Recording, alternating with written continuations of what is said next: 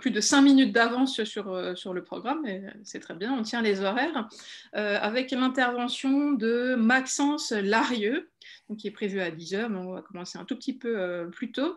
Alors Maxence Larieux, qui nous vient de l'université Gustave Eiffel, que vous pouvez télécharger et lire, intitulé Nix de Kerry Hagan, le chaos comme source d'inspiration. Donc là aussi, on est dans les questions de systèmes complexes, de complexité, de chaos, toujours en relation avec l'analyse musicale. Donc Maxence, je vous laisse la parole. Vous êtes déjà installé, je crois. Parfait. Bonjour, merci. Merci Nathalie Hérault pour la présentation. C'est bon, vous voyez bien l'écran et vous m'entendez bien? Pas de problème, tout va bien. Parfait, merci. Je vais donc vous présenter une pièce qui s'appelle Nix de Kerry Hagan, qui est une compositrice basée en Irlande, qui est donc fortement basée sur le chaos. J'ai 3 temps dans ma présentation. D'abord, contextualiser cette pièce, la compositrice, et puis moi, ma façon de faire. Ensuite, faire un focus sur la pièce et enfin une ouverture. Alors, je voulais commencer par une plaisanterie, puisqu'en fait, ça fait aux 2 dernières éditions des GIM, j'ai présenté Jupiter, parce que j'ai beaucoup travaillé sur Jupiter dans le cadre de ma thèse. Et cette année, il y a Philippe Manoury et Miller Piquet qui sont dans les keynotes. Donc, j'étais assez déçu, puisque c'est la première année où je ne parle plus de Jupiter et eux arrivent. Néanmoins, il y a un fort lien entre cette pièce et ce que je vais vous présenter. C'est Kerry Hagan et Miller Piquet, puisqu'ils sont amis depuis très longtemps. Donc, je vais commencer par présenter Kerry Hagan. C'est une compositrice et chercheuse basée à l'université de Limerick, en Irlande, sur la côte ouest. Une quarantaine d'années. Elle a une vingtaine de pièces déjà à son actif, des pièces soit pour instrument seul, soit pour ordinateur live ou électronique figée. Vous avez déjà peut-être vu son nom, puisqu'elle l'a publié au Computer Music Journal, dans Organized Sound aussi, et dans ICMC, on la retrouve beaucoup, puisqu'en fait, elle dirige l'Europe, géographiquement, la région de l'Europe pour l'ICMC, elle représente l'Europe. Kerry Hagan et Miller Piquet, ils travaillent beaucoup académiquement sur leur recherche. Voici un récent livre, peut-être que vous avez déjà vu passer, Between the Tracks, édité donc par Miller Piquet et Kerry Hagan au MIT Press, avec des auteurs comme Marc Battier et Laura Zatra. Et ils jouent de la musique ensemble. Ils jouent de la musique ensemble dans un groupe qui s'appelle The Higgs Whatever, où ils sont tous les deux derrière leur machine. C'est plutôt improvisé. Donc à gauche, on a Miller Piquet et à droite, Kerry Hagan. Parfois, ils prennent des instruments. On peut trouver des vidéos sur le web où lui, il a une guitare et Kerry Hagan a une clarinette, par exemple. Et il faut que je vous parle un petit peu de moi, de ma méthode d'analyse. J'ai rencontré Kerry Hagan dans le cadre d'un postdoc à l'université de Limerick sur plusieurs mois. L'enjeu, c'était d'apporter des connaissances sur sa musique, faire de l'analyse musicale. C'était début 2019, cela. Et ma façon de faire de l'analyse, eh bien, elle est assez issue de Marc Battier, dans cette filiation-là. Marc Battier, Frédéric Dufeu, Laura Zatra, Alain Bonardi. Je vais vous la présenter. Alors, j'envisage la computer music, une pièce de computer music comme existant avec 2 objets clés. Le premier, c'est le patch, le code informatique. Et le deuxième objet, c'est le signal audio, on pourrait dire l'enregistrement de la pièce. Donc, une pièce d'informatique musicale existe avec ces 2 objets. Et moi, en tant qu'analyste, j'utilise ces 2 objets pour pouvoir apporter des connaissances sur la pièce musicale. Donc, l'enjeu, c'est d'utiliser ces 2 objets. J'aime bien voir le patch comme l'environnement qui a été habité par la compositrice durant plusieurs mois, donc qui est une ressource très riche en tant qu'analyste. On va avoir beaucoup de signes musicaux. Et l'audio, on connaît bien évidemment la musique et l'écoute. J'ai écrit là-dessus sur cette méthodologie. Là, c'est un article dans Organized Sound qui a été publié l'année dernière. Il y en a un autre qui va arriver dans la RFIM, la revue francophone d'informatique musicale. Eh bien, passons à la deuxième partie, Nix. Donc, on va faire un focus sur cette pièce. En background, vous avez le rendu graphique d'une fonction chaotique qui s'appelle Ikeda, IKEDA, qui est une fonction chaotique utilisée par la compositrice. J'y reviendrai. Une pièce composée en 2017, à peu près 9 minutes, comme dit Kerry Hagan, pardon, real-time PD composition, donc une composition électronique en temps réel, je préfère dire processus aléatoire. L'enjeu, c'est de dire que d'une réalisation à l'autre, on ne va pas avoir les mêmes événements sonores, mais qu'il y a une très forte permanence. On verra que la structure, elle est identique. On a une structure en tripartite. Une pièce donc fortement inspirée par le chaos. On va voir pourquoi. Elle est issue d'une série de pièces qui sont toutes inspirées par le chaos, Morpheus and Beyonce, 2011, Of Plus Sometimes, SD, et enfin Nix. Et en fait, donc chronologiquement, en fait, au fil de ces pièces, on va de plus en plus vers le chaos. Et Nix, c'est complètement assumé et limpide. Il y a une version stéréophonique partagée sur le site web de la compositrice. Et puis, il y a des versions ad hoc qui sont faites pour des systèmes de spatialisation complexes, enfin, avec beaucoup plus de haut-parleurs. Ici, on est aux États-Unis. C'est une salle qui s'appelle le Cube, dans la School of Performing Arts. Et donc, Nix a été joué dans cette pièce où il y a 124 haut-parleurs. Et donc, elle a repris le patch stéréo, elle a réinvesti, réécrit la spatialisation pour habiter cette salle. Pourquoi inspirer fortement du chaos? Eh bien, on va voir ça ensemble. Alors, j'ai expliqué 3 niveaux. C'est présent dans l'article, 3 niveaux de chaos qui sont présents dans cette pièce. Il y a un premier niveau, c'est le niveau esthétique. En fait, Nix, c'est directement issu le titre de la pièce de la mythologie, où en fait, Nix est la déesse de la nuit. Et avec son frère Ereb, ils sont tous les deux issus du chaos.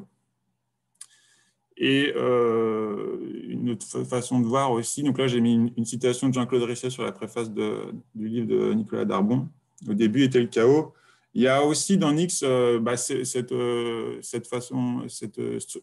processus créatif où on a d'abord immergé dans le chaos, dans le sens où l'auditeur il n'a pas d'emprise, il y a très peu de gestes musicaux. Voilà, on est vraiment dans un environnement chaotique où on se demande qu'est-ce qui se passe. Et petit à petit, plus la pièce va s'écouler, enfin, au fil des 3 différentes parties, plus on aura de signes et plus on va se diriger vers quelque chose de construit.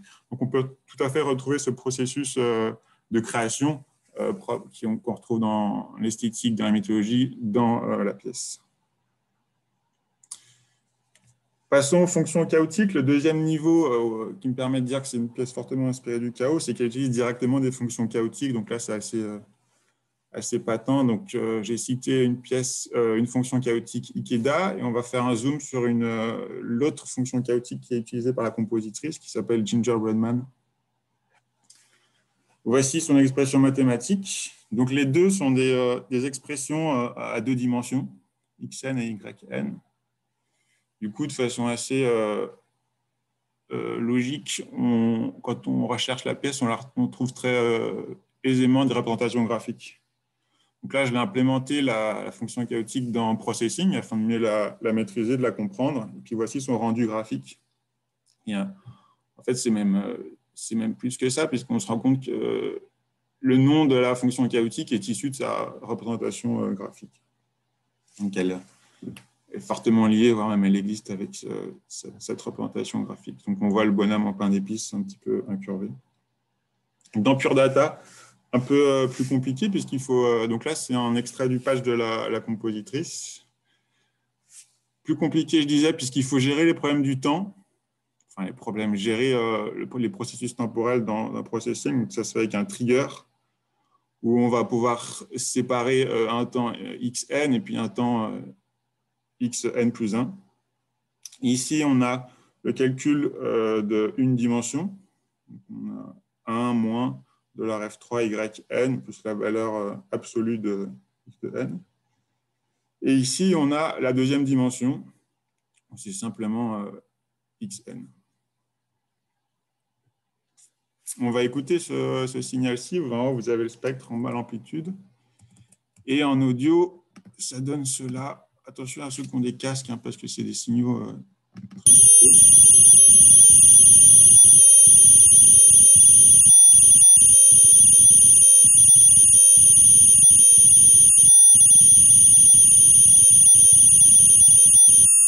Ce n'est pas aussi lisse que le Brilband, il y a plein d'interstices comme ça, microscopiques, qui apportent quand même une richesse. Passons au troisième segment qui permettent de voir le chaos dans cette pièce-là. C'est des processus aléatoires. Précédemment, on était au niveau de la microstructure, du signal, et puis même d'une dimension, d'une implémentation d'une fonction chaotique. Et là, on va faire un peu plus de niveau et passer à une mésostructure, un niveau intermédiaire entre la micro, le signal et la macro.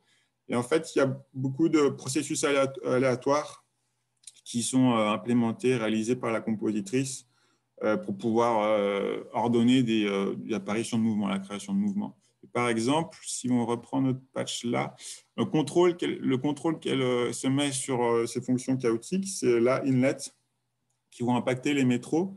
Et donc, elle va avoir la main sur la fréquence de calcul des fonctions chaotiques. Et donc, à gauche, vous avez un extrait d'un processus aléatoire directement qui va impacter donc, la fréquence de calcul, ce qu'on a vu, l'inlet de la fonction chaotique. Donc, pour la lecture, si après vous allez lire le patch, 1, ça veut dire que c'est la première instance de la fonction Gingerbread-Man. Et rate, on va impacter le rate de cette fonction et L, parce que ça va dans un line. Vous avez vu en haut, on a pack, donc on aura des valeurs temporelles. Et puis à droite, j'ai mis l'extrait du spatialisateur en 2 dimensions. Là aussi, on a un processus aléatoire. Passons au patch. Alors, je ne peux pas le décrire, puis ce n'est pas le but de le décrire exhaustivement. Hein.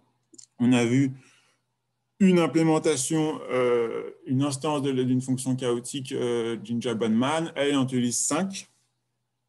5 fonctions chaotiques. Il y a 3 Gingerbread-Man et 2 Ikeda. Ça, c'est donc un premier module que j'appelle chaotic synthesis, synthèse chaotique. Et il y a un deuxième module qui est utilisé, que je ne vais pas décrire, qui sont les phases vocodeurs que vous retrouvez sur la droite. Là.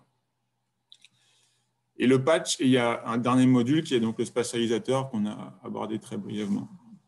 Le patch, il est construit avec un principe d'accumulation. On a ces 5 fonctions chaotiques qui sont en 2 dimensions, qui va produire 10 signaux. Ces 10 signaux vont être diffusés tels quels, et puis ils vont aussi être utilisés pour rentrer dans les phases vocodeurs qui vont permettre de colorer, de pitcher et ralentir ces signaux. Et puis donc, la composition se fait avec 20 signaux qui sont tous diffusés dans le SPAT. Je peux décrire, ça c'est un synoptique du patch, de l'artefact. Quand je mets des majuscules, ça fait référence au module. On a vu le module chaotic synthesis, le module phase vocodeur, et puis donc mon SPAT. Et puis dessous, sans les majuscules, c'est les contrôles sur lesquels la compositrice agit. Donc chaotic synthesis, il n'y a qu'un seul contrôle, c'est le rate, donc la vitesse de fréquence, la fréquence de calcul de mes fonctions chaotiques. Il y en a un où elle joue directement dessus avec des lines, où c'est maîtrisé, et un autre où il y a des processus aléatoires, round pour random. Phase vocodeur, un petit peu la même idée, sauf qu'on aura l'amplitude, et des tunes pour maîtriser les valeurs de transposition. Eh bien, il nous reste pas mal de temps. On va l'écouter un petit peu de cette pièce. Pas les 8 minutes 40, mais une partie. Voilà, je me mets à 30 secondes. Au début, donc la première partie de la pièce, c'est celle-ci. En fait, on est à fond uniquement avec les 20 signaux produits par la synthèse chaotique. Donc, le mélange de 3 fonctions du Gingerbread-Man et de 2 fonctions Ikeda. Allons-y.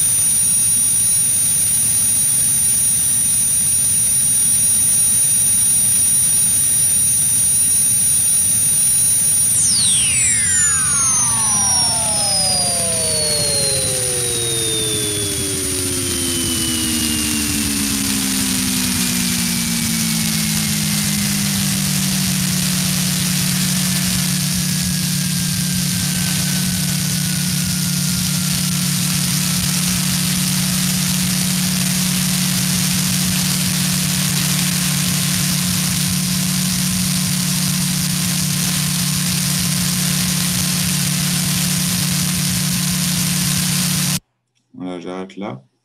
On a écouté toute la première partie. En fait, ça commence directement avec ces 20 signaux bruts, cette masse chaotique que j'appelle dans l'analyse. Donc, on a écouté la fin de cette première partie.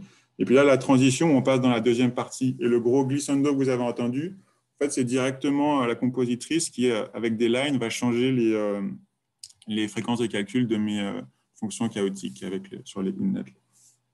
Donc, les 5 fonctions et donc mes 20 signaux produits. Mais écoutez, j'ai passé à l'ouverture. Je souhaiterais ouvrir sur quelque chose qui m'intéresse, sur comment les compositeurs, les analystes peuvent faciliter la lecture du code. Parce que c'est quelque chose qu'on retrouve chez Chloé Hagan, c'est un des facteurs pour lesquels je suis allé à elle, c'est pourquoi elle m'a intéressé aussi.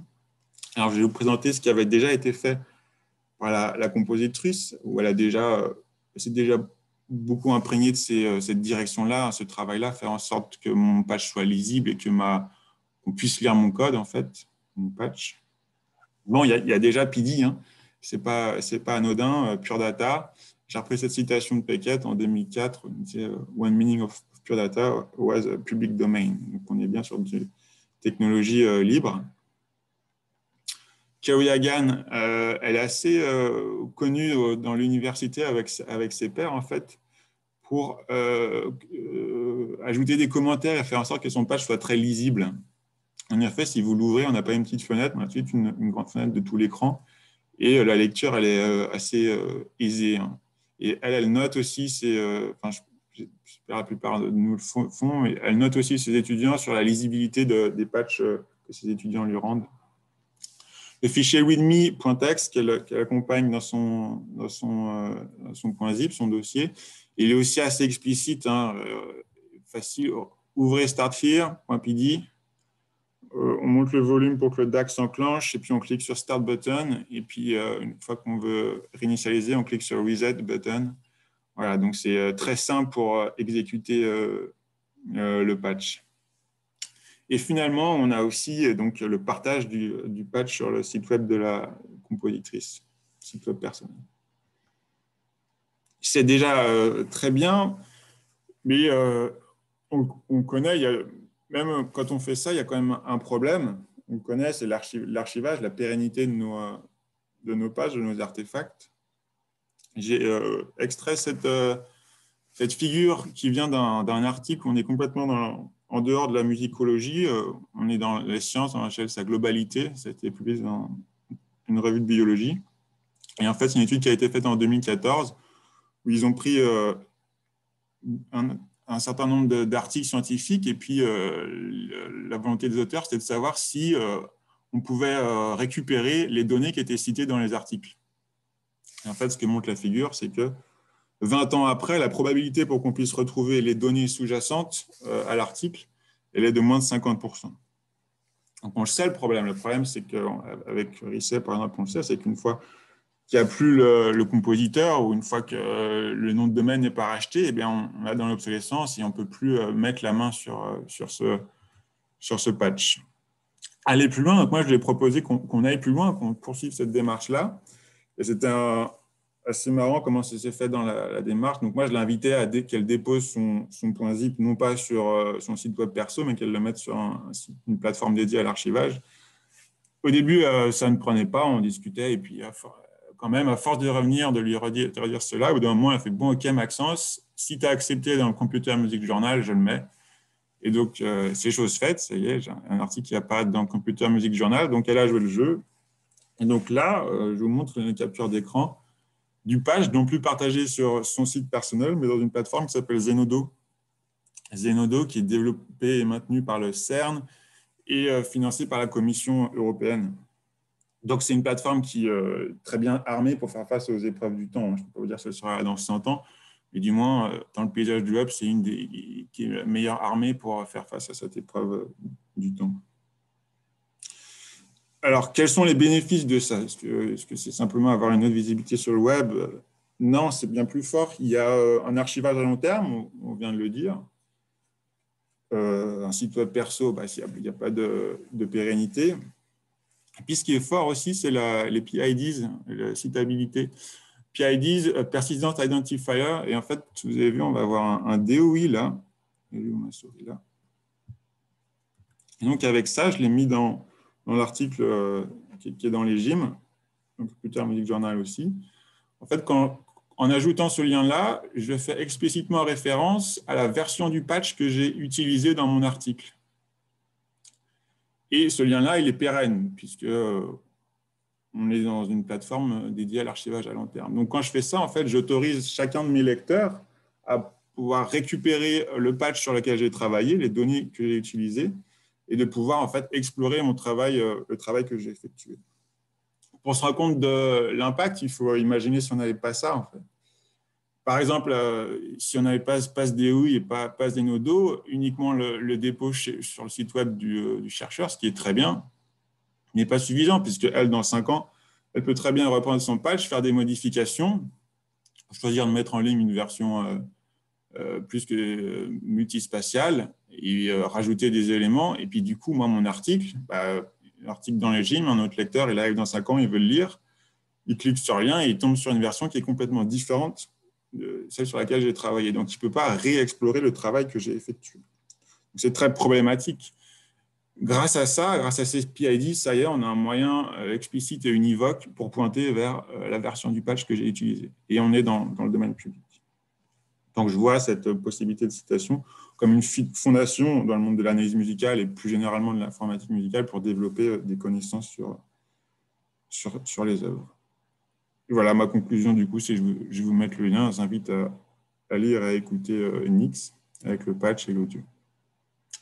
Je vous remercie de votre attention, puis au plaisir de répondre à ces questions. Merci beaucoup, Maxence, pour cette présentation. Est-ce qu'il y a des questions de la salle? Vous pouvez demander la parole dans le chat ou en levant la main.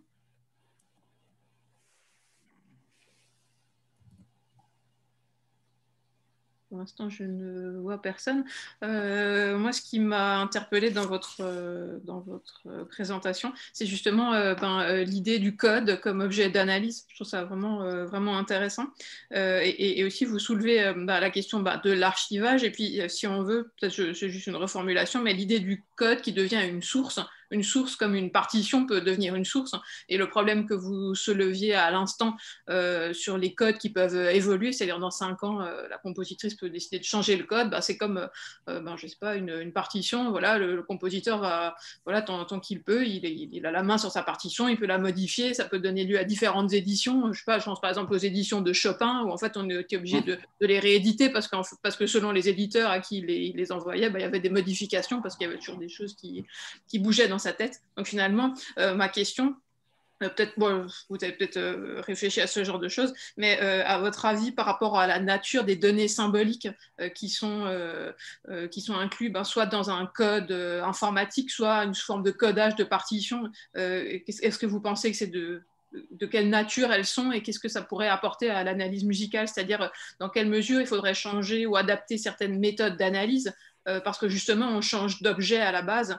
Ça reste un codage symbolique sous forme de partition ou sous forme de code informatique, mais qu'est-ce que vous voyez comme différence par rapport aux enjeux analytiques en fait, pour procéder, pour pouvoir justement analyser une œuvre musicale?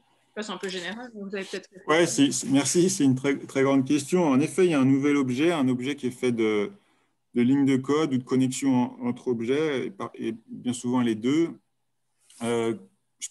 Qu'est-ce que ça change pour l'analyse? C'est une question trop globale, je ne pourrais pas répondre. Il y a en effet, moi, à force d'en faire, il y a quand même une méthodologie qui se dessine de comment prendre en compte ces lignes. Voilà, pour répondre à la question, ouais, qu'est-ce que ça change? C'est un peu trop comme ça, je pourrais pas dire. Mais des données, des objets symboliques sous la forme ouais. des hauteurs, des durées, etc. Qu'est-ce qu'on retrouve en fait dans les patchs, dans les codes? Est-ce que c'est uniformisé ou effectivement est-ce que c'est plus fluctuant? C'est-à-dire que la partition elle est un peu normée, j'imagine que dans les codages informatiques, ça dépend aussi de l'œuvre. Non, oui, je vais répondre à la question. Ce qui change dans la pratique, c'est qu'on a des objets qui sont au final très peu normés, puisque en fait, ce que reflète un patch, c'est les idées compositionnelles, c'est quand je disais que moi, je vois le patch comme un environnement habité par la compositrice, c'est qu'en fait, je me retrouve avec quelque chose qui lui est très singulier, excessivement singulier. Quand on lit un patch, on lit en fait toutes les idiosyncrasies d'un auteur, d'un agent.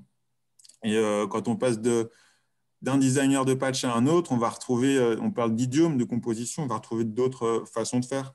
Donc, ce qui change, c'est que le temps d'appropriation est plus long, hein. Le temps d'analyse, il est nécessairement plus long. Enfin, voilà, et on peut se perdre dedans. Il y a des pages qui sont très compliquées à lire du fait des abstractions. Et ce qui est plus compliqué, plus globalement, c'est que c'est en termes de niveau d'abstraction. On est dans un niveau d'abstraction, enfin, ça, je vous donne ma façon de voir, hein, issue de la pratique. Avec les patchs, on est dans un niveau d'abstraction qui est, quand on commence, on va chercher des significations de là où ça compute, et là, on va faire du sens, telle fonction de programmation. Et entre ce que je vous ai montré, la fonction chaotique, où ça y est, au bout de quelques heures, on la comprend, comment le signal est généré. Et après, une fois qu'on a lu ça, on a compris des choses. Et après, pour aller atteindre des significations musicales, c'est un processus qui est très long. Puisque je pourrais faire un papier dédié à l'implémentation des 3 Ikeda et des 2 Ikeda et Gingerbread Man. Mais l'enjeu, il n'est pas là. L'enjeu, il est d'éclairer la pièce sur ces 8 minutes 40 et sur les autres événements qui arrivent. Donc voilà, moi, ce que je vois de compliqué, c'est d'arriver à s'abstraire en fait d'un monde computationnel où on a envie de mettre du raisonnement là-dedans et le décrire. Mais au final, il faut aller chercher plutôt l'œuvre. Et c'est pour ça que l'écoute aussi sert beaucoup, et j'insiste sur ces 2 objets. En effet, dans ma façon de faire, il y a la volonté de considérer très fortement le patch, de ne pas le mettre de côté et de voir l'informatique musicale, les pièces de computer music comme des musiques écrites, même si c'est des signes informatiques. Mais pour autant, ne pas du tout oublier l'écoute, qui va nous aider en fait, avec les 2, à atteindre des significations musicales pour apporter des connaissances. Oui, tout à fait. Merci. C'est vraiment la question sémiotique, je pense, qui est au cœur de la réflexion. Alors, Pierre, je vois que tu demandes la parole, mais avant, il y a Laurent Potier qui souhaitait poser une question. Oui, bonjour. Merci pour cette conférence tout à fait passionnante. En fait, ma question rejoint celle qu'a écrit Jacob Hart sur la question des versions des environnements qui ne marchent plus sur les nouveaux systèmes d'exploitation. Là, dans la pièce que vous avez présentée, la compositrice utilise Pure Data avec essentiellement des fonctions standards. Mais qu'en est-il de patchs plus complexes qui peuvent utiliser des fonctions externes, des choses comme ça non standards? Alors, avec Alain Bonardi, Serge Lemouton et Jacques Varnier, on travaille sur un projet financé par l'AFIM, justement sur la conservation, la préservation des œuvres électroniques. On a un projet avec la plateforme Humanum. Là, vous avez parlé de la plateforme Zenodo. Donc là, j'imagine que vous avez juste la possibilité d'enregistrer des patchs avec les objets qui vont avec, peut-être de la documentation. Enfin, est-ce que vous pouvez nous en dire un peu plus? Et est-ce que ça vous intéresse éventuellement de rejoindre votre groupe pour travailler sur ces sujets-là? Merci pour la question. Oui, bien évidemment, ça m'intéresse très fortement de vous rejoindre. Oui. J'ai fait quelque chose l'année dernière, mais ça n'avait pas abouti. Volontiers, oui, j'accepte très fortement de vous rejoindre. La question, la première sur les objets, oui, moi, il n'y a pas de solution miracle, il me semble. Hein.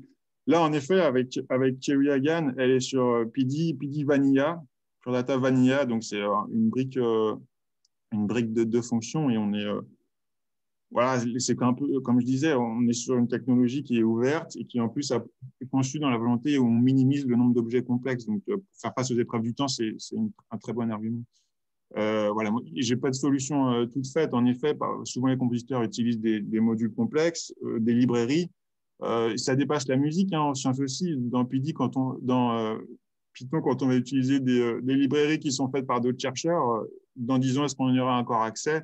Voilà, c'est un problème connu de la vasteté informatique. Moi, en tout cas, ce qui me paraît essentiel dans le fichier déposé, c'est qu'il y ait toutes les fonctions, hein, et qu'on n'ait pas à dire télécharger telle librairie, parce qu'une librairie, ça peut disparaître et réapparaître. L'autre question pour la différence entre les plateformes, on en reparlera peut-être ensemble. Zenodo, c'est une plateforme donc assez plug and play où on peut aller charger son point zip ou autre chose, même des PDF, un peu de tout. Humanum, c'est plutôt une infrastructure dessous. Pour l'instant, il n'y a pas un côté plug and play. Il faut plus faire d'efforts, se connecter avec eux, échanger pour pouvoir arriver à partager ces données. On en reparlera. Merci encore pour l'invitation. Merci. Il y avait aussi des remarques de Pierre Coupry. Oui, juste bravo Maxence et merci pour cette très intéressante présentation sur Kerry et sur cette pièce. Juste pour compléter ce que disait Nathalie et pour rebondir par rapport à ce qu'a dit hier Jacob Hart en fait, sur le statut de ces codes en fait, pour l'analyse musicale, je pense qu'il faut prendre ces dispositifs électroniques, électroacoustiques, plus comme des éléments dans lesquels les objets ne sont pas définis comme dans la musique acoustique, où on va avoir d'un côté la partition, de l'autre côté l'instrument, voire de l'autre côté l'enregistrement. Bien souvent, il y a une très forte porosité et le code fait bien souvent partie dans les pièces électroacoustiques. Alain Bonardi a très bien montré déjà, le code fait partie de la partition en fait, et il y a des fragments de partition dans le code, de même qu'il peut y avoir des fragments de code dans l'instrument et des fragments de partition dans l'instrument. Et tous ces éléments, souvent dans les œuvres contemporaines électroacoustiques, en fait, il y a vraiment une très forte porosité entre ces différents objets. Et c'est assez difficile, comme disait Maxence, de trouver un statut vraiment à ces éléments, mais c'est essentiel dans l'analyse musicale. Et encore une fois, tous les travaux de Alain, de Laurent Potier, etc., ont vraiment montré ça, c'est que tous ces éléments, il faut vraiment les prendre en compte dans l'analyse musicale. On ne peut pas se satisfaire seulement de la partition ou simplement d'un enregistrement. C'est tous ces éléments. Et ensuite, pour compléter ce que disait Laurent à propos des plateformes, il ne faut pas oublier aussi que la plateforme HAL, depuis maintenant 1 an, me semble-t-il, accepte le code informatique.